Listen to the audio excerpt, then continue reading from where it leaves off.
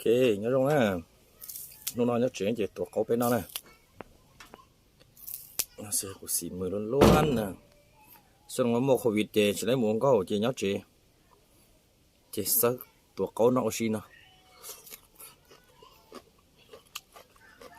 cho nó lâu phải cắn trồng á, phải cắn trồng nó đã hả lia, rồi thì nhớ thực khởi lia chè, chụp báo cho rau này vậy, phải cắn trồng này.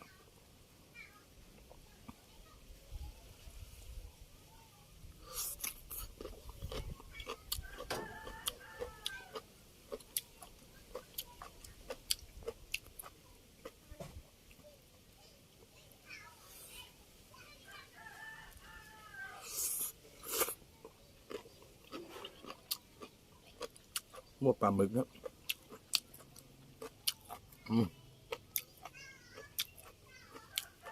Cho có nó như của xì mừ nè. Tự nhiên nó có tấn đồng tuổi gì nông của tao nè, lên tuổi có tấn đồng mà thân hạt thằng nè. Nó biết sao nè.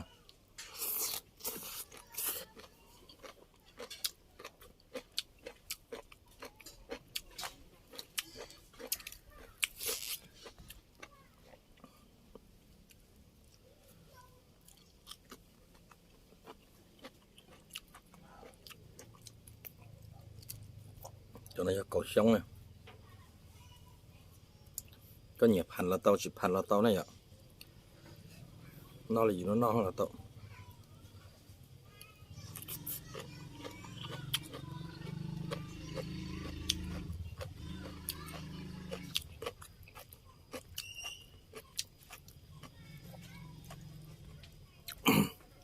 chín gì này ạ, chín gì nè, nó có thể có chín nó gì vậy, chỉ tuần gì nè, tuần thầm đa không, tôi khó non gì thì chỉ cho thức lá vậy, thì chỉ cho non gì nè.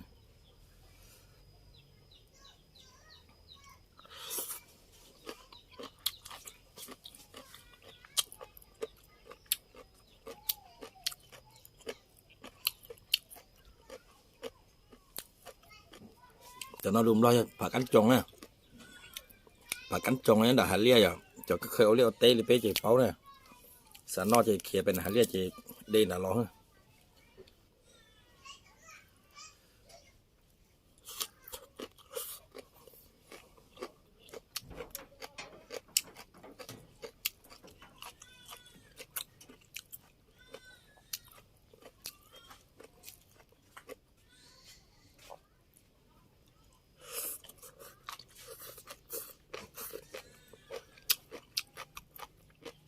Pà mực đó nè, pà mực hậu xì mà nó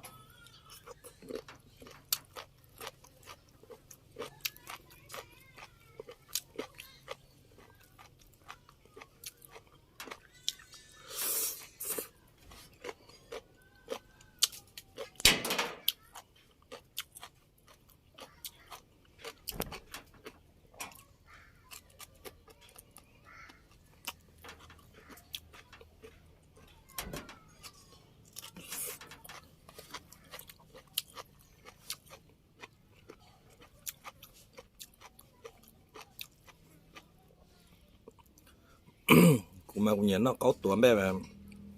style không bắn nóc cho này ạ, chỉ cho bà lẻ chỉ cho các bí nè cũng nè, thế chúng mình cho sự là hồi sáng lên đau nó nè,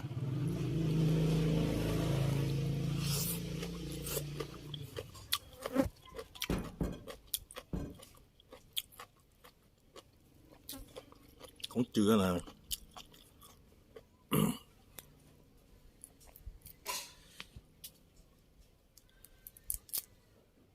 Tại đó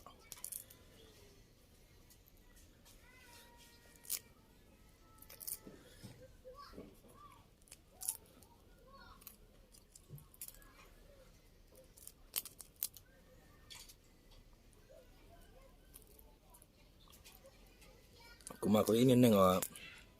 phép khổng non này của cho con chữ mẹ nhá đã hạ đê này cứ hai thôi như mẹ giàu như vậy đầu này vậy, cho nên con chữ này thôi nó con chữ mẹ con chữ thầm sát này,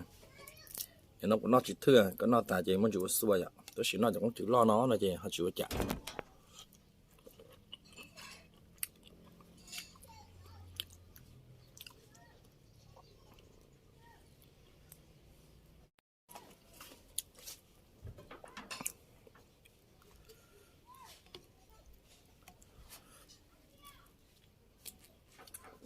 cầu xiong nè con nó xương của tôi cho chọc ạ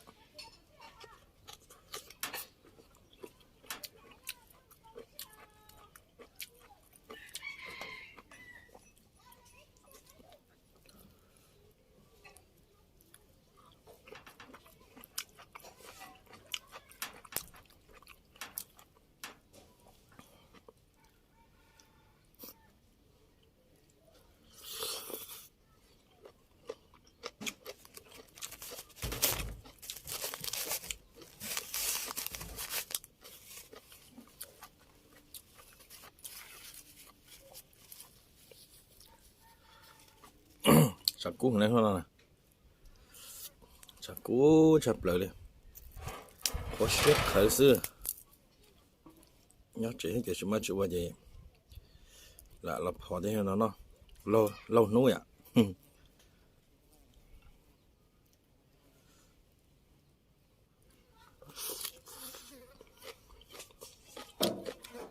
lúc chơi nó mua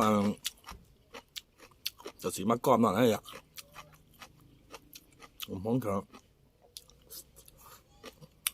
ดูพ้องจะเป๊ะหูยาจะหน่อยยังก็เลยหูเดียít xeเลยหูเดียสีcó món lửaแต่สิมาเป้าเราหลุมรอสิอ่ะมะกอมจะนั้นชี้มะกอมเราจะจ่อยอ่ะจะนั้นมะกอมทำภาษานะnhớ thì hạt giống cho nó cho nó có tông đồng chỉ hậu sắp lại nè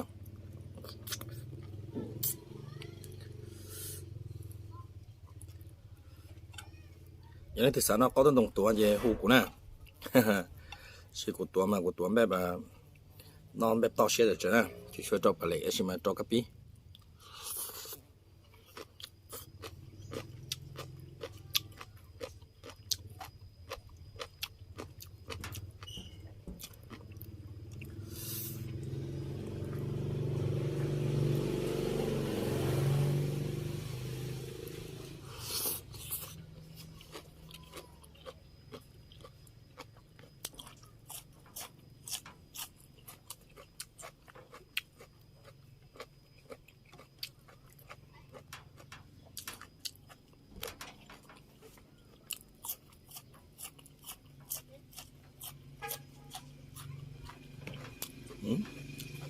một cắn món rau câu thôi đó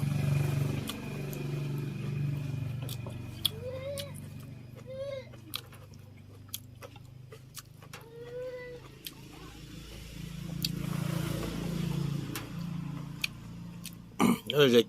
dây kệ gì sẽ kệ nó đói ạ rồi chả là chống họ sẽ là chống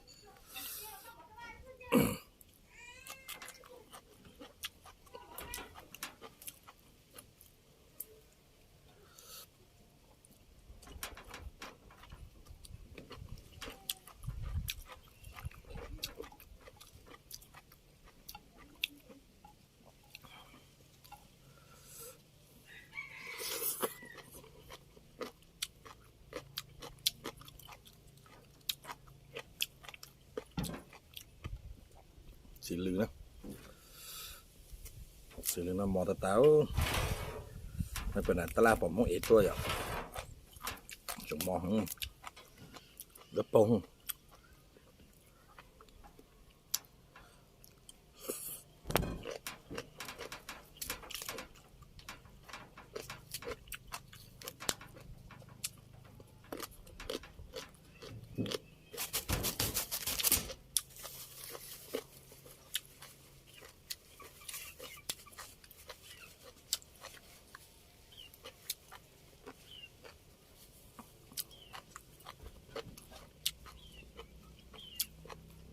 sợ đâu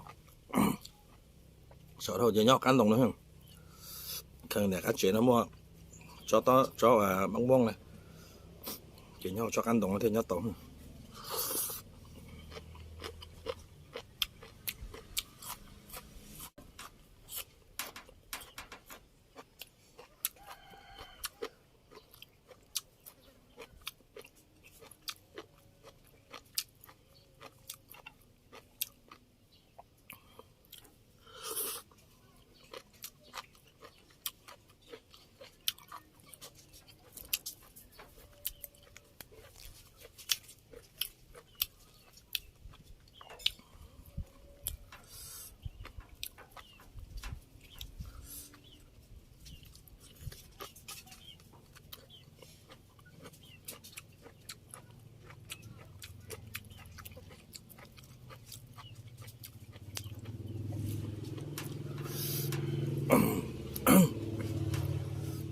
chỉ cái đấy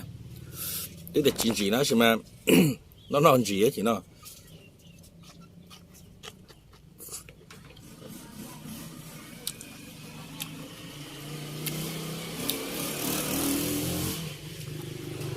chơi được chạm tao muốn chơi tôm tao được chạm lắm nhiều đầu nó chơi mà chơi phải tiệt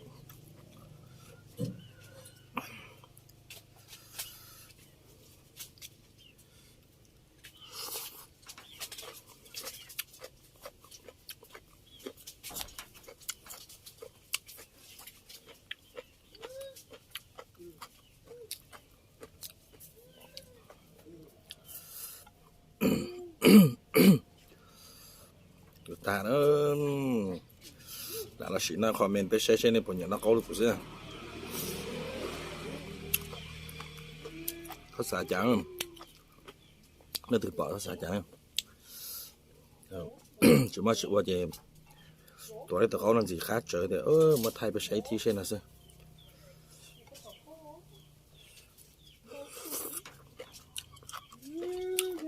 mà xin chứ đó ok ý lần thứ mà cá tài đó xa đủ nọ thế chỗ tiền giấu nó đâu đi ạ đó thì nhớ nó có tuổi cũ là gì để rồi bên nó kia nè bỏ nó xa chả nè đó là nhớ chỉ là mua thayไปใช้ oxy thì ở trong tàu đó ở trong tàu